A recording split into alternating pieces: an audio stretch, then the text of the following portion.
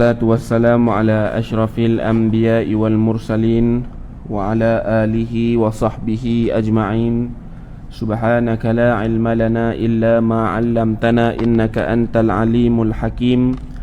Rabbi shrah lana sudurana wa yassir lana umurana wahlun 'uqdatam min alsinatina yafqahu aqwalana, amma ba'd. Assalamualaikum warahmatullahi wabarakatuh. Yang dimuliakan Tuan Imam, pengerusi masjid, seluruh ahli jawatan kuasa masjid, muslimin, muslimat, hadirin, hadirat yang dirahmati oleh Allah Subhanahu wa taala sekalian. InsyaAllah pada malam ni masih diberi kesempatan oleh Allah Subhanahu wa taala, masih diberi nikmat iman, Islam dan juga ihsan. Allah Taala memberi kepada kita nikmat masa lapang dan kesihatan, dapat kita sama-sama hadir ke dalam majlis ilmu untuk sama-sama kita lebih dekat mengenali Allah Subhanahu wa taala dan menjauhkan diri daripada melakukan sebarang maksiat dan kemungkaran. Saya kali ketiga dah mai tadi. Saya duk ganti Syekh Zaini. Saya ni jadi tayamum ya. Syekh Zaini tu ayat semayang. Lo ni ayat semayang tak ada, kena ganti dengan debu lah. Esok bila ayat dah ada, tak boleh guna debu lah. Sementara dia duk tak ada, saya duk main. Sementara dia tak ada, kita pakai tayamum. Esok bila dia dah ayat dah start keluar dah, maka tayamum dah tak boleh guna. Macam mengaji ilmu fiqh. Jadi kita cara mengaji dengan orang tayamum lah, tak sama lah dengan mengaji orang yang ambil uduk. Ya. Ambil uduk lebih hebat daripada tayamum. Jadi kena mengaji dengan ayat, bukan mengaji dengan debu. Jadi ayat tak hadir, debu mai dulu tu. Orang kata apa, mai bagi cukup. Kalau tak ada, tuan-tuan nak duduk sajalah, boleh ringat sikit dua. Pertama saya cerita tentang kepentingan mengaji ilmu. Kedua saya cerita tentang Aqabah. Ada 7 Aqabah, bermula daripada Aqabatut Taubah, diakhiri dengan Aqabatus Syukri wal Hamdi. Aqabah mana dia perhentian ataupun dugaan kita nak kembali kepada Allah. Sebab bukan senang. Kita nak balik kampung mudah lagi daripada nak balik kepada Allah. Balik kampung senang, tapi nak balik kepada Allah payah. Payah. Kali ketiga saya mai sini, saya nak cerita tentang sifat-sifat mahmudah. Sifat-sifat mahmudah ni yang kita kena cari buat. Sementara masa duk ada lagi, sementara hidup duk ada lagi. Sifat-sifat mahmudah yang digariskan oleh Imam Ghazali, yang ditulis dalam kitab Minhajul Abidin dan diringkaskan dalam kitab Jawahirus Sufiyah. Moga-moga kita dapat beramai. Hak lain tak payah buat hani lu. Buat hani lu. Boleh tuan-tuan sifat-sifat apa? Mahmudah. Apa mana sifat mahmudah? Sifat-sifat yang terpuji. Jadi kita kena reti sifat-sifat yang terpuji. Bila reti sifat-sifat yang terpuji, sifat-sifat yang dikeji, faham dah? Faham? Dengar tak? Tak berdengar. Bila reti sifat-sifat yang dipuji, jadi sifat-sifat yang dikeji kita faham. Sedia maklum, kita boleh dapat 2 sekali. Jadi kena reti sifat yang terpuji dulu. Baik. Sifat-sifat mahmudah artinya sifat-sifat yang dipuji pada syarak. Sifat-sifat ni syarak puji dia. Puji dengan mana apa? Bila kita buat dapat pahala, bila kita tinggal tak dapat apa. Kalau kita mau bertobat, dapatlah pahala. Bila kita tinggal bertobat, nak dapat apa? Tak dapat apa. Jadi kalau kita meninggalkan taubat, kita melakukan dosa besar. Melakukan dosa besar tu sudah tentu dapat dosa besar. Tapi kalau kita melakukan dan melaksanakan taubat, kita dapat pahala lagi kuat atas. Arti sifat-sifat mahmudah, sifat-sifat yang dipuji pada syarak. Dan sifat-sifat itu banyak. Di antaranya 10 sifat yang disebutkan oleh Imam Al-Ghazali dalam kitabnya Mukhtasar Ihya. Mukhtasar Ihya Ulumuddin, kitab besar. Lepas tu dia tulis Mukhtasar Ihya. Lepas tu ada tulis satu lagi kitab Minhajul Abidin, kitab nipis juga, kitab tasawuf. Lepas tu kita baca kitab paling nipis lagi. Kita duk tapih ambil parti dia saja. Tapi sebenarnya kena baca kitab besar juga. Sebab dalam kitab besar tu banyak benda yang ditinggal-tinggal. Jadi kita takut kita terluput hak benda yang ditinggal tu. Apa dia salah satu? Pertama, at-taubah. Sifat mahmudah pertama kena taubah. Apa makna taubah? Rojok. Apa makna rojok? Balik pada Allah. Rojok dalam nikah, balik pada bini atau balik pada isteri. Rojok dalam taubah mana? Balik pada Allah. Hakikat kita taubat ni, kita nak kembali serah diri kita pada Allah. Tak mau bagi diri kita pada diri kita, tak mau bagi diri kita pada hawa nafsu, tak mau bagi diri pada kita pada syaitan iblis yang mengawal. Kita nak bagi diri kita dikawal oleh Allah. Nak kena rasa macam tu, nak kena bagi diri kita pada Allah, nak serah bulat-bulat. Yang kedua, al-khauf. Al-khauf mana takut. Takut pada Tuhan. Ada rasa gemetar, kecut hati. Bila sebut nama Allah, hati dia kecut. Bila sebut ayat-ayat Allah, hati dia menangis, teresak-esak. Dalam Quran dia sebut surah Taubah. Dalam surah Taubah juga, surah At-Taubah cerita tentang hati-hati mereka menangis, hati-hati mereka kecut ketika dibaca ayat-ayat Allah. Tu mana orang yang takut pada Allah. Sifat kedua panggil sifat al-khauf, sifat takut. Yang ketiga, az-zuhdu, sifat zuhud. Sifat zuhud, meninggalkan dunia ataupun mengambil dunia sekadar kita boleh buat kerja amal untuk nak dapat akhirat ya. Tu panggil zuhud. Zuhud ni bukan mana tinggal dunia 100%, dak. Zuhud ambil dunia untuk bagi dapat akhirat. Kalau kita ambil dunia nak bagi dapat dunia, panggil tamak. Panggil apa tuan-tuan? Tamak. Jangan kita jadi orang tamak, kena jadi orang zuhud. Orang tamak ni bila Allah Ta'ala bagi rezeki, dia nak lagi. Dia tak tahu rezeki tu sekadar ni ya. Dunia ni hanya persinggahan. Orang yang reti kata dunia ni sekadar persinggahan, maka dia ambil dunia sekadar untuk dia boleh balik akhirat. Bukan dia ambil dunia sekadar dia boleh hidup dalam dunia sampai bila-bila. Kerana ulama kata beribadah seperti kita nak mati esok, bekerja seperti nak hidup sampai bila-bila. Yang keempat adalah as-sabru, kena banyak sabar. Kena banyak apa sabar? Sabar kena banyak. Ketika Allah Ta'ala uji kita dengan musibah, Allah Ta'ala mentakdirkan kita dengan satu takdir yang tak disukai oleh hati kita, maka kita kena sabar. Sabar tu sabar di atas ketaatan. Nak taat pada Tuhan ni bukan senang. Nak main semayang bukan senang. Nak berdoa bukan senang. Nak berzikir bukan senang. Nak main mengaji bukan senang. Ramai orang kena tipu dengan iblis. Semayang tarawih dia main, semayang maghrib main, tapi bila mengaji dia balik. Semayang maghrib di masjid hukumnya sunat muakkad. Mengaji ilmu hukumnya wajib. Dia tak reti. Dia main ambil hak sunat muakkad, hak wajib dia tinggal. Kena tipu dengan iblis. Iblis duduk keluar masjid tepuk tangan pompa balik dia tengok TV.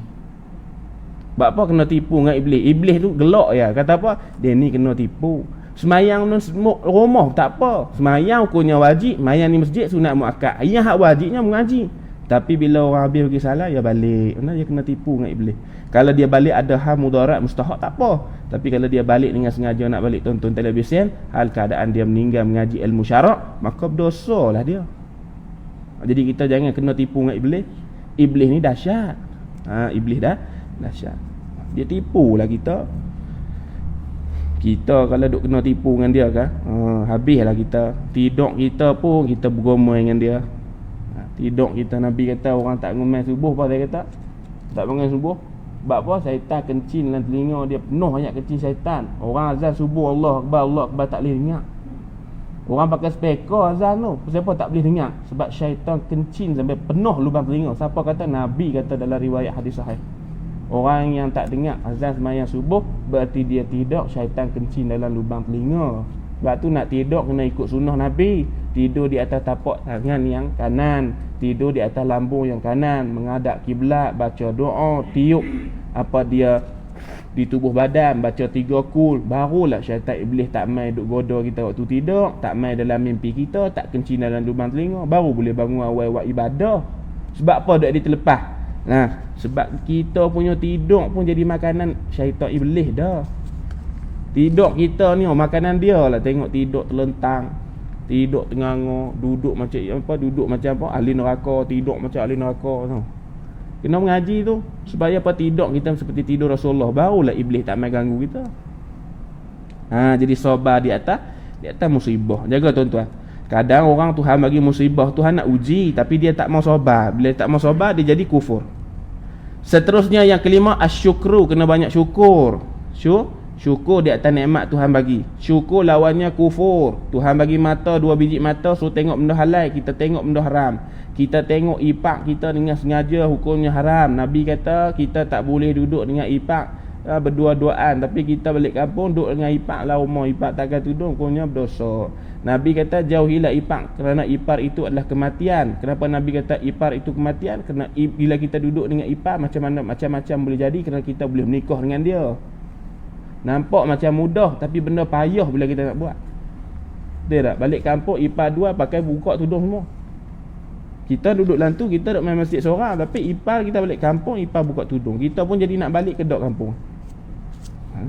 Nabi pesan awal dah, kena jaga. Yang seterusnya, yang ke berapa? Yang ke-6, ikhlas. Kena ikhlas. Ikhlas ni buat tak mau balasan, tu panggil ikhlas. Kalau buat nak balasan, tak panggil ikhlas lagi. Kalau kita buat amalan kerana Allah 100% panggil ikhlas. Kalau buat amalan kerana riak, takabur, ujub, sum'ah, istikbar sebagainya, tak panggil ikhlas. Habis pahala amalan gutu ya. Boleh buat amalan malah jadi haba'an mansura, jadi debu-debu bertebangan saja. Tak jadi apa? Tak jadi bekalan buat akhirat, tak jadi. Kita balik esok puasa banyak, semayang banyak, zikir banyak, sebeh banyak sebagainya, tapi pasal apa balik esok bocok? Dia tidak ikhlas. Amalan ada tapi tidak ikhlas. Jadi kata satu benda tu tak ada benda hak penting, maka benda tu jadi jahanam. Siapa semayang lah kan, surah Fatihah baca tak betul, semayang kita nampak semayang, Fatihah baca tak betul, bila Fatihah jahanam habis semayang. Siapa tu amalan? Bila amalan kena ada ikhlas. Kalau tak ada ikhlas, amalan jahanam habis. Buat pilah amalan banyak mana pun, buat pilah amalan banyak mana pun, takut-takut kita di kalangan orang yang rogi esok mati tu. Seterusnya tawakal. Tawakal ni bergantung diri kepada Allah, tak ada gantung kepada orang lain. Kita serahkan diri kita kepada Allah Ta'ala bulat-bulat. Kita tak serah kepada nasib kita, kita tak serah pada mak ayah kita, kita tak serah pada tok moyang kita, kita serah kepada Allah Ta'ala. Serah segala keputusan hidup kita kepada Allah, tu panggil tawakal. Tawakal ni habis daripada usaha baru boleh tawakal. Tak boleh kita tawakal tinggal usaha. Orang tawakal tinggal usaha, orang tu orang rogi, orang tak reti, orang jahil. Orang yang reti, orang dia berusaha dulu baru tawakal. Seterusnya al-mahabbah. Mana mahabbah? Kasih sayang antara manusia. Kena ada kasih sayang. Sama-sama manusia, sama-sama haiwan, kena ada kasih sayang. Nabi sayang binatang, Nabi tak bagi kita cop binatang dengan benda panas di muka dia. Nabi haramkan perbuatan tersebut. Ibnu Umar orang pertama sekali yang cop binatang buat tanda guna api di dua belah paha binatang. Jadi guna paha tak apa, Nabi tak marah. Tapi kalau kita guna depan muka, Nabi marah. Sebab apa? Muka tempat orang tengok, kena jaga. Bukan kata muka kita saja, muka binatang pun kena jaga. Bila kita belah binatang, orang nak main cop binatang kita, jangan kita duk pergi tekak benda panas di muka binatang. Hukumnya haram, Nabi tak bagi. Kalau nak tekak buat tanda, boleh buat di paha kaki belakang. Sebab apa? Benda orang tak tengok. Kena buat gitu, jaga betul-betul. Tu tanda dalil kita sayang pada binatang. Kadang kita sama binatang buat endah tak endah ya, kucing dia tengok pun gitu nyonya orang tengok kan. Nah, kucing tu kadang-kadang dia nak omel rezeki pada kita, kita tolak rezeki, habis kita susah kita. Yang seterusnya redha. Seterusnya zikrul maut. Apa zikrul maut? Kita mengingatkan kematian. Habis saya dia akan hurai satu-satu. Pertama, taubah. Apa makna taubah? Taubah artinya kembali daripada dosa yang telah dilakukan oleh seseorang dengan segera dan dengan syarat-syarat seperti berikut. Mana dia bila kena masuk taubat ni, dia kembali kepada Allah disebabkan dosa yang dilakukan tadi. Tengok orang yang nak bertaubat kena bertaubat dengan segera. Kalau kita buat dosa, taubat segera. Tak buat dosa pun taubat. Nabi di kalangan manusia yang tak buat dosa tapi bertaubat. Kita di kalangan manusia yang berdosa tapi tidak bertaubat. Kita lebih special daripada Nabi lagi. Sebab apa? Kita buat dosa tapi tak bertaubat. Adapun Nabi, dia bertaubat sedangkan dia tidak dosa. Jadi kena tiru Nabi. Jadi kita banyak dosa, kena segera kembali kepada Allah disebabkan dosa yang kita lakukan tadi disebabkan kejahilan kita. Tuan-tuan memusnahkan tempat apa dia? sarang burung menatang. Nabi marah. Ada satu hadis, sahabat pergi ambil 2 ekor anak burung, masih duk merah lagi. Maka ibu burung tu duk keliti atas pokok. Nabi kata tu mesti ada benda tak kena. Nabi kata siapa yang ambil anak burung ni, maka Nabi kata pergi letak balik. Bila kita letak benda, kita ada ihsan dengan burung. Jadi para sahabat ambil burung tak balik. Sebab apa? Mak dia duk cari, duk pusing di pokok. Tak percaya, tak baca hadis. Tu mana bukti kita sayang dan kita apa? Kita ihsan pada binatang. Tapi kalau kita buat seksa binatang, kena taubat. Kalau seksa binatang pun kalau kita kena taubat, tambah kita seksa manusia sama kita, lagi kena taubat. Habis tu. Jadi syarat-syarat taubat ada hampir 5 syarat taubatnya. Ada 5. Tapi kalau kita mengaji kitab lain kata 3 ya. Tapi ni 5. Lu ingat betul-betul. Pertama, mesti meninggalkan perkara-perkara yang jadi dosa sebab dia tu. Jadi kena tinggal perkara-perkara yang jadi dosa sebab dia. Kenapa? Tinggal perbuatan hak kita buat tadi menyebabkan kita boleh dapat saham dosa. Contohnya kita mengumpat di belakang orang. Mengumpat ni cakap benda betul, tapi cakap kalau depan dia sedih. Tu panggil mengumpat. Tuan-tuan cakap tentang kawan ni gemuk, hitam. Memang dia gemuk dan dia hitam, tapi cakap kok belakang. Kalau tuan-tuan pergi cakap depan dia, nescaya dia sedih, maka itu kita panggil mengumpat. Mengumpat hukumnya haram. Perbuatan tersebut boleh dapat dosa. Jadi kena tinggal niat kata tak mau buat dah perbuatan mengumpat tu. Tu syarat pertama. Kalau nak taubat kabul, mana kabul apa taubat kita Tuhan terima, mesti kita kena niat kata tak mau buat dah perkara tadi yang menyebabkan aku boleh dapat dosa. Kena ada niat lah hati ni. Kena ada niat.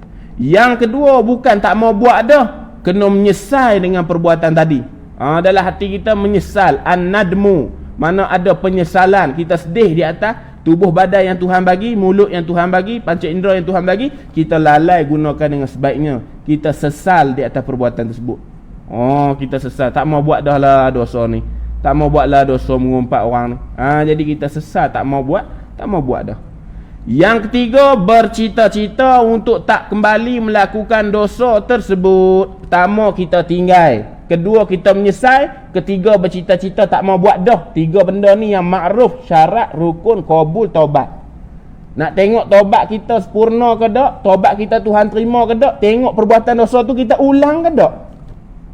Bila kita ulang taubat tadi tu, tengok taubat main-main. Kita dobat tak mau dah curi hak orang, tak mau dah makan benda haram. Tengok esok kita makan benda haram lagi. Mana apa tobat kita tu tobat main-main. Kalau tobat betul-betul dia cita-cita tak mau lakukan dah. Tapi kalau dia lakukan juga, kena cepat-cepat tobat kerana kita manusia bukan malaikat. Tu. Yang keempat, kembalikan semula kepada tuan dia. Kalau kita buat dosa dengan orang. Buat dosa dengan apa? Buat dosa dengan orang. Umpamanya kita mencuri hak orang, maka bukan dengan 3 syarat tu kena pulangkan balik apa yang kita ambil. Kita makan buah kayu dalam pagar orang, kena pergi hantar. Kita curi apa dia spana apa semua orang, kena pergi hantar balik. Kalau kita nak taubat, tak boleh kita simpan hak orang, sebab itu hak orang, kena selesaikan hak dia. Jangan kita curi kita bertaubat. Sebab curi itu perbuatan kita dengan hamba, bukan perbuatan kita dengan Allah. Jadi kita kena pergi bawa balik barang yang kita curi tadi. So umpama tu juga kita berkelahi. Saya berkelahi dengan tuan-tuan, saya kena pergi minta maaf dengan tuan-tuan dulu. Nabi kata 3 hari saja orang tu boleh tak cakap lebih pada 3 hari, doa dia tak mustajab. Nabi kata lepas pada 3 hari ni, salah seorang daripada yang tak cakap tu kena bagi salam kepada orang satu lagi yang dibekali tu. Kalau kawan yang tu tak jawab salam, nescaya dosa tak cakap lebih 3 hari tu dapat pada kawan yang tak jawab salam. Hak bagi salam terlepas. Kita berkelahi dengan si B, kita marah kat dia, dia pun marah kat kita ni kata jangan dah 3 hari nanti kita punya doa tak mustajab. Kita pun esok ni hari ketiga kita pergi jumpa dia, bagi salam, niat nak baik. Tengok dia tengok kita tak mau, dia paling muka kita, dia buat dek kita, dosa kita dah habis dah. Kita nak cakap dengan dia tapi dia tak sambut, dosa kita memutuskan silaturahim hanya daripada dia Jadi jaga-jaga. Nabi kata kita punya amalan ni, kita punya doa akan diangkat pada setiap hari Isnin dan hari Khamis, dan segala doa-doa kita akan dipersembahkan kepada Allah oleh malaikat. Lepas tu doa-doa orang yang berkelahi ni, Allah Ta'ala pesan pada malaikat, tunggu sampai dia baik dulu baru hantar. Jadi kalau kita duk berkelahi dengan orang, kalau doa kita tak mustajab tu betul dah dengan sunnah dengan hadis Nabi. Nabi kata siapa yang berkelahi, Allah Ta'ala arahkan malaikat, doa dia jangan buat naik lagi, tunggu depan baik dulu. Jadi nak doa mustajab kena baik dengan semua orang. Jadi syarat yang ketiga, mesti kena pergi minta maaf kalau kita buat dosa dengan orang, mesti kena pulangkan kembali kita punya barang yang kita curi daripada orang. Kena balik-balik. Yang kelima, yang terakhir syarat taubah, mengucap 2 kalimah syahadah jika dia murtad. Kalau dia keluar daripada Islam dengan sengaja, maka dia kena kembali kepada jalan Allah dengan dia bersyahadah semula, nak masuk Islam kembali. Jadi ada 5 syarat taubat. Bila tuan-tuan nak mula bertaubat ni, jadi tuan-tuan kena buat 5 ni. Bab tu aqabah, pertama panggil aqabatut taubah. Nak sedar bagi diri kita banyak buat dosa. Nak sedar kata kita nak kena balik pada Tuhan. Bila kita sentiasa melazimi aqabatut taubah, aqabatul ilmi ni, maka kita akan kita sedar kerana kita akan kembali pada Allah. Kita akan rasa kita banyak dosa dengan Tuhan. Jadi apa-apa pun amal ahli syariat mula dengan taubat. Aqabah mula dengan aqabatul ilmi, lepas tu seterusnya aqabatut taubah. Mengaji sifat mahmudah pun mula dengan taubah. Sebab apa kena mula dengan taubah ni? Sebab taubah ni dia punya kunci. Kalau kita bertaubat waktu Allah Ta'ala dah tutup langit, matahari dah terbit ke barat, maka taubat kita sekupang pun tak boleh pakai dah. Tak ada siapa nak beli. Sekarang ni waktu kita nak bertaubat, balik taubat pada Tuhan. Allah Ta'ala sebut dalam Quran, innamat taubatu 'ala Allahi lillazina ya'maluna su'a bijahalatin summa yatubuna min qaribin faulaika yatubullahu 'alaihim. Surah Nisa ayat 17. Ingat Tuhan kata apa? Sesungguhnya penerimaan taubat itu diterima oleh Allah hanya bagi orang-orang yang melakukan kejahatan dan maksiat disebabkan sifat kejahilan. Jadi Allah Ta'ala mampu menerima taubat orang yang melakukan dosa disebabkan kejahilan. Selalunya kita buat dosa ni sebab kita jahil lah. Sebab kita jahil. Kalau kita reti, dia tak buat dosa.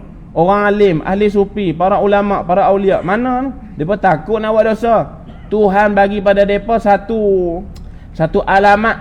Tuhan bagi pada mereka al-hafazah. Tuhan jaga mereka daripada melakukan maksiat. Para nabi Tuhan bagi maksum kan, al-ismah. Tuhan pelihara daripada melakukan dosa. Tapi para awliya ni Tuhan jaga mereka supaya takut melakukan dosa. Mereka boleh melakukan dosa, tapi Tuhan bagi rasa takut melakukan dosa. Adapun para nabi, dia takkan buat dosa. Bukan dia boleh buat dosa, dia takkan boleh buat dosa. Sebab apa? Mereka maksum, dipelihara oleh Allah Subhanahu Wa Taala, zahir dan juga batin. Jadi wali bukan senang. Jadi macam Syekh Sa'id Linggi. Syekh Sa'id Linggi orang Negeri Sembilan ke? Kenal tak Syekh Sa'id Linggi? Syekh Sa'id Linggi satu hari dia main di Kedah. Negeri Kedah, negeri para ulama ni. Dia kata Serambi Mekah nombor 2 lepas Kelantan. Mungkin ramai macam ni orang mengaji, mungkin kot. Berapa orang Kedah rajin mengaji. Kita tengok MB Kedah pun sudah orang mengaji kan? YB Sanusi. Nama Sanusi tu ulama besar akidah. Sifat 20 Imam Sanusi. Nama MB kita MB ni lah, MB orang Kulim ni Sanusi. Kita punya MB nama lain. Jadi apa nak kata apa? Nak kata Syekh Sa'id Linggi yang mai ke Kedah, dia mai ziarah Kedah ni, mai rumah siapa saya lupa dah. Ustaz saya cerita, dia kata dia nak mandi di sungai. Sungai tu saya tak tahu sungai mana yang ada di Kedah ni. Sungai tu banyak boya. Banyak apa? Boya. Orang kata Syekh jangan mandi di sungai ni. Jangan apa? Mandi di sungai ni. Syekh tu kata apa? Tak apa, aku mai jauh, aku nak mandi. Orang kata ada boya. Syekh kata tak apa, aku nak mandi. Dia pun buka baju pun mau mandi sungai. Bila dia turun sungai, orang pun tengok. Sebab apa orang tahu sungai tu ada boya? Disebabkan dia wali Allah, dia mengenali Allah zahir batin. Boya pun rapat mai pada dia, tak kacau dia. Pakat dia mai tengok dia mandi. Orang jadi mengelengung tengok. Awak boya tak makan dia. Dia boleh duk mai ayak. Bukan mai ayak, mandi. Boya mai banyak-banyak mai tengok je. Lepas tu orang cerita kisah tu, Syekh Sa'id Linggi di Kedah. Bila dia mandi di satu sungai, saya tak tahu sungai apa di Kedah ni. Kan? Sungai tu banyak boya ceritanya. Boya tersebut cuma mai ziarah tengok Syekh Sa'id Linggi mandi. Tengok. Sebab apa? Dia ahli Allah. Boya pun nak mai tengok. Dia tak makan. Kita yang bukan ahli Allah, makanan boya lah kita. Tengok. Tu orang hebat-hebat tu, orang banyak taubat. Orang banyak taubat. Sampai menatang pun kenal dia. Sampai boya pun bagi penghormatan. Mai tengok Syekh Said Linggi mandi sungai. Bukan main makan. Kita kalau terjun dia makan. Tengok main. Beh tu.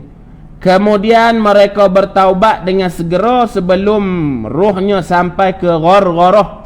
Lagi mana kita boleh hidup, roh tak sampai kat sini ke ghar-gharah, maka taubat boleh terima. Esok kalau roh kita sekerat ni duduk tak boleh terima dah taubat kita. Tu mana nak mati dah. Bila kita sikit lagi nak mati, mutaubat pilah macam mana pun, maka Allah Ta'ala tak terima. Kalau roh dia sampai dah di ghar-gharah, tempat penghujung kita punya nyawa nak habis, maka kalau kita taubat pun Tuhan tak terima. Bila nak terima lah ni, nafsu lagi ada di jasad kita. Apa nafsu pula dah? Apa dia, kita punya nyawa masih ada di jasad, masa ni lah boleh kita nak taubat balik pada Tuhan. Kalau nyawa dah sampai di ghar-gharah, tak boleh dah. Dan sebelum matahari naik daripada pihak barat. Kalau matahari doni duk naik pihak timur, kalau matahari naik pihak barat, taubat tak terima oleh Allah. Sekarang ni nak taubatnya, maka dengan adanya dua sebab itu, mereka diterima oleh Allah Ta'ala. Jadi sebelum berlakunya dua perkara tu, kalau kita bertaubat, maka Allah Ta'ala akan terima taubat kita. Kalau dah berlaku dua perkara tu, maka taubat kita satu sen pun tak laku dah. Habis tu. Jadi apa kita nak kena buat mula-mula ni? Kena istighfar bagi banyak-banyak. Beli tasbih dia kedai kalipah tu, duduk saja petang-petang istighfar. Istighfar sampai tasbih tu boleh bergerak sendiri lah. Beli tasbih yang 3 kupang ke 4 kupang ke, tasbih hari-hari tu ada hak biji tekan-tekan tu, sampai biji tu tekan sendiri kalau kita tidur. Tu makna apa? Mana kita rajin zikir dengan tasbih tu. Sebab saya kata orang kalau nak balik pada Tuhan ni, kalau boleh tasbih tu kena ada. Sebab tasbih tu lambang kita balik pada Allah. Kalau kita tak ada lambang, nak baca mana nak baliknya? Sebab apa? Tak ada benda yang kita pegang nak bagi ingat Allah. Kita pegang motor dunia, pegang steering kereta dunia, pegang duit tambah-tambah dunia, pegang bini kita dunia, pegang anak kita dunia. Kalau kita pegang tasbih tak ada ingat dunia, Allah. Tasbih harga RM4 ya, tapi dia boleh kita ribat ke hati kita dengan Allah. Kereta kita harga sampai 100,000, tapi belum tentu naik kereta ingat Allah. Jadi beli tasbih, boleh no? Kena ada tasbih seorang satu. Buh dipakai, buh lah rumah, buh lah kereta. Boleh no? Kena mula pada loni ni, kita masa tak ada dah. Kan? Nabi kata dunia ni apa dia masa hayat dia 1500 tahun je. Lo ni 1444. Ada berapa tahun dia? Saya pun sempat tua. Tu pun kalau ada nyawa. Tuan-tuan yang hak tua dah macam mana?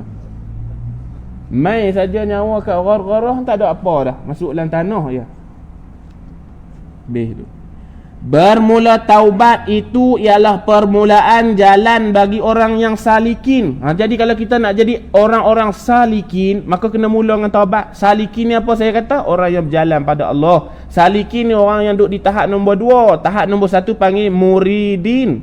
Muridin ni orang tengah cari tok guru, nak mengaji ilmu kesupian, nak mengaji riadah kesupian, nak mengaji macam mana nak balik pada Tuhan. Bila dia dah mula start taubat, dia mula duduk di atas jalan nak kembali pada Tuhan. Dia panggil salikin, orang yang sedang berjalan menuju kepada Allah. Kita tak tahu Allah di mana, bukan Allah berzat bertubuh macam kita, tapi kita sedang berjalan menuju Allah. Kalau kita nak berjalan menuju Allah, yang jauh pun boleh jadi dekat. Kalau kita tak mau kepada Allah, sudah tentu jauh kita dengan Allah. Ingat, sebab tu kita kata apa, ulama kata, bila kita nak dekat dengan Allah sedepa, sejengkai, maka Allah sedepa, maka Allah datang pada kita sejengkai. Maksudnya bila kita pi tu baru selangkah, Tuhan mai dekat kita lebih pada tu. Maksudnya kita kena usahalah. Usaha mula sekarang ni. Pesan saya, bukan pesan saya sekali kena buat dengan tuan-tuan. Boleh tuan-tuan pagi-pagi istighfar 100 kali, lepas tu selawat 100 kali, lepas tu kita subhanallah 100 kali, alhamdulillah 100 kali. Buat ya. Biar mulut kita ni sentiasa tak berhenti. Kalau kita mulut kita dengan zikir, tak sempat lah nak kata kat orang. Betul tak? Mulut kita berhenti tu dia nak kata kat orang. Cuba kalau zikir tengok, tak? Dia berjalan ni. So radio lah, lagi kita tak tutup, dia tak berhenti bercakap. Mulut kita lagi kita duk berzikir, takkan mampu kata kat orang. Sebab orang yang berzikir dia tak kata kat orang. Sebab dia dengan Allah. Walaupun lambat lagi, hati dia mesti keras. Zikirlah dulu. Kan? Batu yang keras pun bila dititik air hujan boleh berlubang. Inikah hati yang lembut. Kan? Bagi taubat itu 2 faedah. Faedah taubat pertama, mengkiparatkan dosa. Kalau kita taubat, dosa kita akan dihapuskan oleh Allah Ta'ala. Di kita ni bila dengar nama perkataan dosa ni nampak macam Allah seronok yang dengar dosa, tak ada rasa takut apa pun. Tengok ipap dosa, tengok aurat orang dosa, mencuri dosa, meniru dosa, jual beli tipu orang dosa. Dalam hati tak segentar langsung dengan perkataan dosa ni ada masalah. Orang kalau dengar perkataan dosa ni dia takut. Itu orang hati hidup. Bila orang hati mati, bila dengar perkataan dosa ni dia rasa macam tak ada apa. Biasa. Dosa ke pahala ke biasa ya dia dengar. Jadi kita nak kena ubah. Bila kita dengar ucapan-ucapan yang membuat kepada dosa, kita rasa takut tak mau buat. Bila kita dengar ucapan-ucapan yang membuat pahala, kita seronok nak dengar. Kena ada macam tu hati kita. Jadi bila kita duk lama-lama duk tobat, pertama faedah dia boleh kafarat dosa kita, boleh menghapuskan dosa-dosa kecil kita dan dosa besar kita. Dosa kecil kita boleh padam dengan kita kita jabat tangan dengan orang Islam, kita buat baik pada binatang kan. Dosa-dosa kecil kita Allah Ta'ala ampun. Tapi dosa besar kita kena taubat. Bila kita bertaubat, habis dosa besar tu. Macam mana cara nak buang dosa dengan taubat?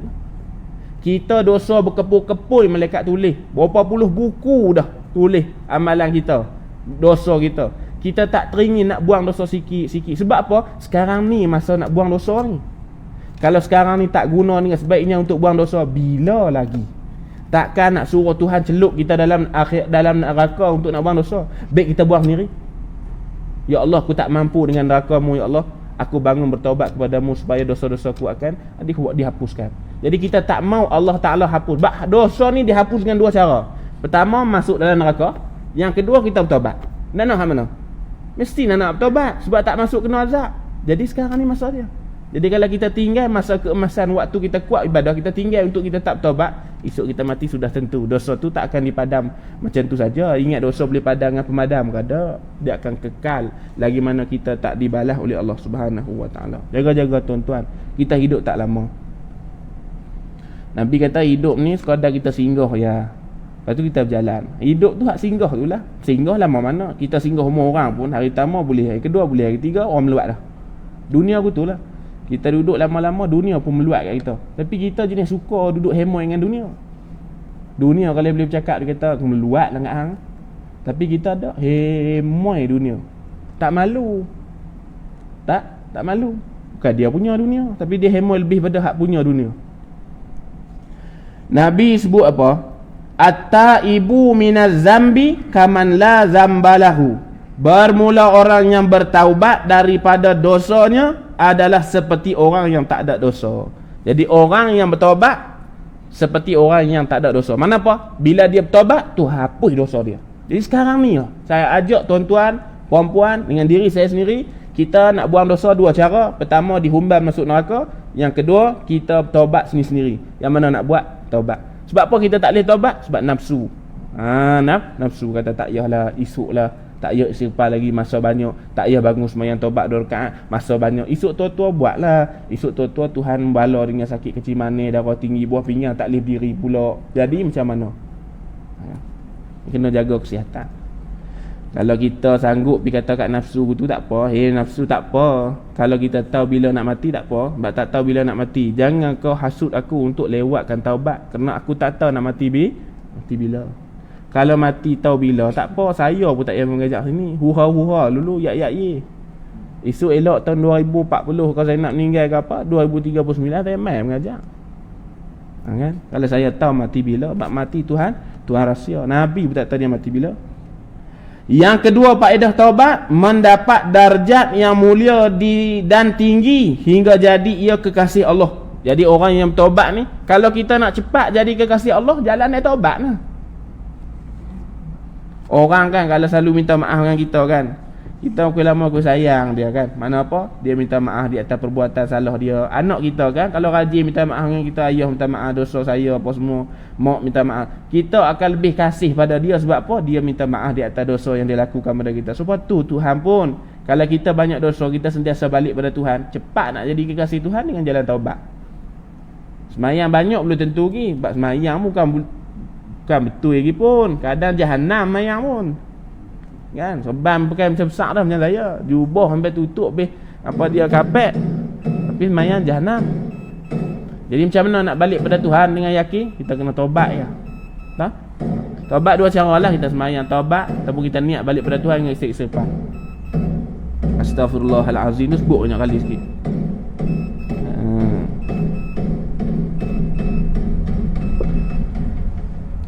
Kerana Allah Ta'ala berfirman dalam surah Baqarah, innallaha yuhibbut tawwabin wa yuhibbul mutatahhirin. Doa lepas ambil uduk ni, Allah Ta'ala sayang, suka, kasih pada orang yang bertobat, dan Allah Ta'ala kasih pada orang yang suci.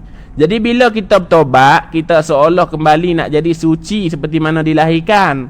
Jadi kita kena banyak bertobat lah. Bila banyak bertobat, Tuhan kasih pada kita. Dalam masa yang sama, Tuhan nak sucikan kita. Suci macam mana saya kata? Suci macam mula-mula kita keluar daripada perut mak kita, kain yang tak ada apa lagi, lubang pun hitam pun tak ada, titik hitam pun tak ada, kita putih bersih, nila pun tak ada, titik hitam apa pun tak ada. Jadi kita kena bertobat nak dikasih Tuhan. Ayahlah kita cepat kita cari dia amalan-amalan lain sehebat dengan amalan taubat. Tak ada boleh lawan taubat kita dengan Allah. Kalau kita buat sedekah ke orang kan, belum tentu pergi, kadang main hati kecil kita riak, habis dosa, habis pahala. Kita buat sedekah dengan orang, kadang-kadang hati kita nak suruh kata orang kata kita kaya, kita dermawan, kita pemurah, habis pahala. Tapi kalau kita taubat kita dengan Tuhan, bukan orang tahu kita taubat. Selain pada kita duk beritahu orang lah, ni aku bertobat mari, main taubat sampai kaki letih-letih ni, tak boleh main yang subuh. Kan? Boleh ke tu? Tak boleh. Abdullah bin Umi Maktum buta, dia minta Rasulullah, wahai Rasulullah, aku ni buta, boleh tak kalau aku tak main mayang masjid? Abdullah bin Maktum kata dalam hati dia, kalau boleh. Rasulullah kata, iyalah, aku malas, seolah-olah macam ni lah, aku kalau boleh tak mau pi, sebab aku buta, susah nak pergi masjid pagi-pagi, bukannya ada lampu, nak kena pakai tongkat, nak kena pegang rumah sampai ke masjid Nabi. Dalam hati dia kata, minta-minta, Nabi kata, Nabi bagi keringanan pada aku boleh sembahyang masjid. Tapi Nabi kata apa pada Abdullah bin Maktum? Mu mai awal sikit. Abdullah bin Maktum kata senyap, tak kata apa. Sebab apa? Dalam hati dia kata kalau boleh bagi, minta ringan. Tahu-tahu Nabi kata mai awal sikit. Dia diam. Esok tu dia mai berapa? Mai paling awal. Dialah yang mula-mula azan kali pertama sembahyang subuh. Lepas tu barulah Bilal azan, Bilal bin Rabah azan untuk menandakan masuk sembahyang subuh. Jadi Abdullah bin Maktum buta, dia mai punya awal. Kita celek, orang azan baru sampai. Malu kita, malu. Esok jumpa Abdullah bin Maktum dekat syurga ke, pada mahsyar ke, malu nak jumpa dia. Dia Tuhan bagi dia buta, tapi hati dia celek. Awal-awal lagi serupa Tok Siok main masjid tu, Tok Siok tak sampai lagi, dia sampai dah. Sebab apa? Dia ingat pesanan Rasulullah. Rasulullah kata mai awal lagi. Kita kalau minta apa kat orang, kita kata kalau boleh orang bagi keringanan, atau orang kata apa, mai awal sikit, dandan muka com. Abdullah bin Maktum tak? Dia orang buta. Habis tu. Baca sikit lagi, qauf sikit lagi. Al-qauf, sifat nombor 2 mana apa? Sifat mahmudah nombor 2, qauf. Apa makna qauf? Takut. Takut pada siapa? Allah. Takut ni tak boleh takut pada orang lain, takut pada Allah. Kita ajak anak kita takut pada hantu. Sikit-sikit takut hantu. Sikit-sikit takut hantu. Gempak anak kita pun hantu. Lah kali anak kita takut hantu. Sebab apa? Kita perkenalkan hantu dulu pada Allah. Orang anak kita kena kenal Allah dulu baru hantu, supaya dia takut Allah lebih pada takut hantu. Ni kita buat bagi dia kenal hantu lebih daripada kita kenalkan Allah pada dia. Sebab apa? Anak kita duk dengar hantu, rambut besar, darah, badan besar, makan orang, gigit orang, terbang, melayang, semua tu. Sebab apa? Kita duk buat main gambaran-gambaran hantu. Kita tak ajak anak kita, Tuhan ada sifat melihat ni, kalau buat aku ni Tuhan lihat, ada dosa. Tuhan ada sifat mendengar, apa cakap aku ni kat mak, Tuhan dengar kata-kata karut aku ni. Tuhan ada sifat berkuasa ni, kalau mau buat aku ni kat mak, Tuhan akan masuk dalam neraka. Kita kena cakap ulang tu, supaya anak kita tahu kata Tuhan ada sifat melihat, Tuhan tengok dia buat apa. Tuhan ada sifat mendengar, Tuhan tengok dia kecek apa kat mak dia. Tuhan ada sifat berkuasa, Tuhan boleh masuk dia dalam neraka kalau dia buat apa? Buat huduh pada mak dia. Kena ulang macam tu sampai anak lebih kena Allah berbanding hantu. Ni kita gempak, hantu orang buatlah. Anak takut hantu banding Tuhan. Esok orang tanya apa? Tuhan dengan hantu mana kenal lagi? Hantu kenal lagi. Tuhan tak kenal. Sebab apa? Mak pak ajak hantu dulu. Cuba tampak tangan tu. Pak. Dia tu kata kat anak ni, kalau buat lagu ni, Tuhan akan masuk kita dalam neraka. Sebab apa? Tuhan ada sifat berkuasa. Tiap anak dia boleh ingat. Sebab anak kan ada apa ingat ni? Duk ingat Tuhan berkuasa. Esok lama-lama dia tahulah. Jangan cakap guni kat mak, tak mau panggil hang-hang. Sebab apa? Tuhan dengar tau panggil hang tu. Kalau Tuhan dengar hang panggil hang lagi kat mak, Tuhan akan masuk dalam neraka hang tu. kita buhlah minda anak kita, Tuhan dengar. Esok kita buh minda Tuhan melihat pula. Buh lagi minda Tuhan berkata-kata pula. Lama-lama anak kita boleh kenal Tuhan banding hantu. Kita tengok kadang-kadang Tok Wan pun ajak cucu takut hantu.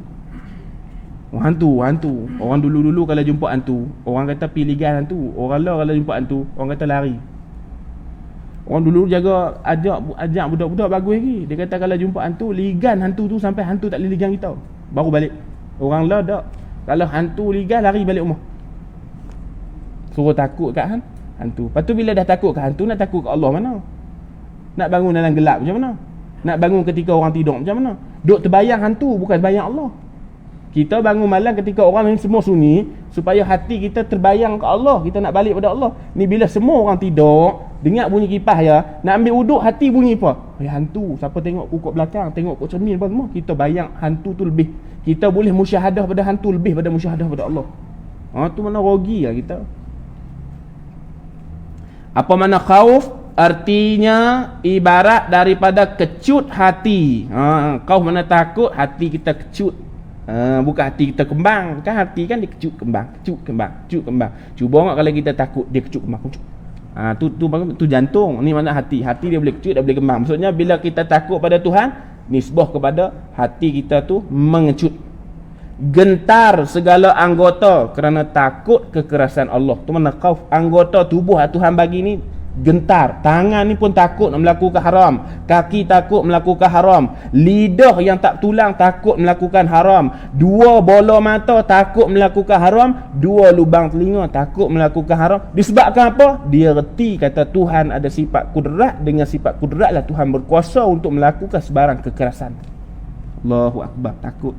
Kalau kita didik tangan kita macam tu lah. Tapi kalau kita didik tangan kita tak takut pada orang, tak takut pada Allah, lambat orang ada apa kita nak ambil. Kalau kita didik mata kita tak takut pada orang, pada Allah, lambat aib orang mata kita suka tengok. Tu Nabi kata bila masuk rumah orang kena pejam mata, bila keluar rumah orang kena tutup mulut. Kita tak masuk rumah orang buka mata luar-luar, keluar rumah orang buka mulut luar-luar. Kenapa? Keluar rumah orang kita jaga apa dalam rumah dia.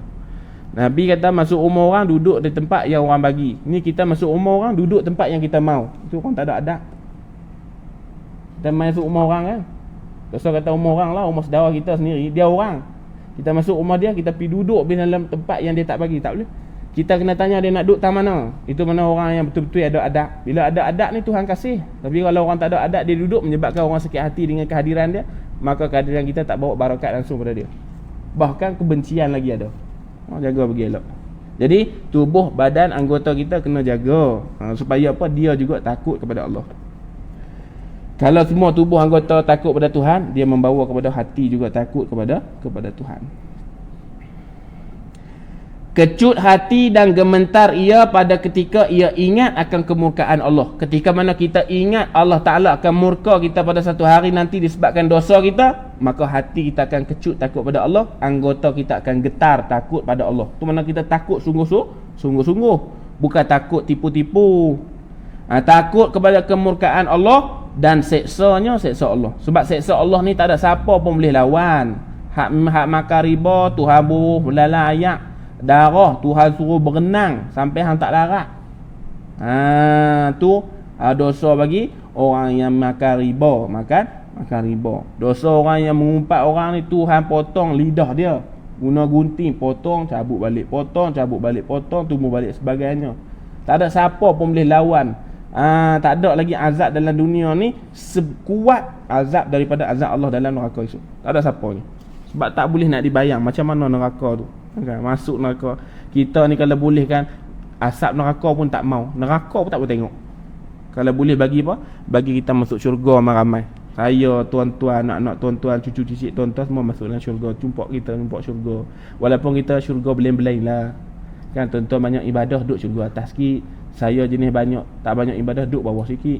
Kan kita tengok ada ustaz cerita sahabat Nabi yang paling lambat masuk syurga, nama dia Sayyidina Juhainah. Juhainah ni dia paling lambat keluar pada neraka, paling lambat masuk dalam syurga. Bila dia masuk dalam syurga, dia tengok syurga ni dah sempit dah, penuh dengan orang. Dia kata pada malaikat, mana aku nak duduk? Malaikat kata mu duduk tang ni.